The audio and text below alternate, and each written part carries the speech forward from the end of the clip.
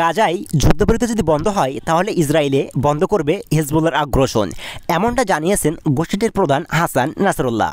ইসরায়েলের হামলায় নিহত হিজবুল্লাহ সিনিয়র কর্মকর্তা মুহাম্মদ নাসেরের স্মরণে অনুষ্ঠানে বক্তব্য দেন হাসান নাসরুল্লাহ।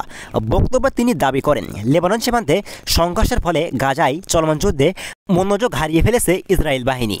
তিনি আরও বলেন, উত্তরাঞ্চলীয় সীমান্তে পরিস্থিতি ইসরায়েলকে বুঝিয়ে দিয়েছে যে তারা যদি এই অবস্থা বন্ধ করতে চায় তবে তাদের ফিলিস্তিনের গাজায় চলমান আগ্রাসন বন্ধ করতে হবে। একই সঙ্গে হাসান নাসরুল্লাহ সতর্ক করে আরও বলেন, হিজবুল্লাহ যুদ্ধের জন্য প্রস্তুত রয়েছে, তারা যুদ্ধ করতে ভয় পায় না। আসলে তিনি আরও বলেন, ইসরায়েলের বিরুদ্ধে হিজবুল্লাহর ক্রমবর্ধমান রকেট ও ড্রোন হামলার কথা তুলে ধরেছেন তিনি। হামাস নিজেদের পক্ষে, ফিলিস্তিনি গোষ্ঠীগুলোর পক্ষে এবং সমগ্র প্রতিরোধের অক্ষের পক্ষে থেকে আলোচনা করেছে। হামাস যা মেনে নেবে আমরাও তা মেনে নেব। হাসান নাসরুল্লাহর বক্তব্যে হামাসের পক্ষ থেকে এখন পর্যন্ত কোনো প্রতিক্রিয়া পাওয়া যায়নি।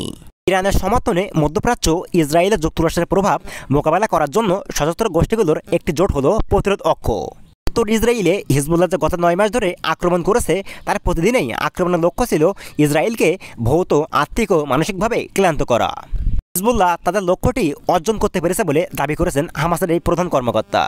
এখন পর্যন্ত ইসরায়েলের আক্রমণে হিজবুল্লাহ যোদ্ধা নিহত হয়েছেন প্রায় 3300 জন এবং 90 জনের মতো সাধারণ মানুষ নিহত হয়েছেন।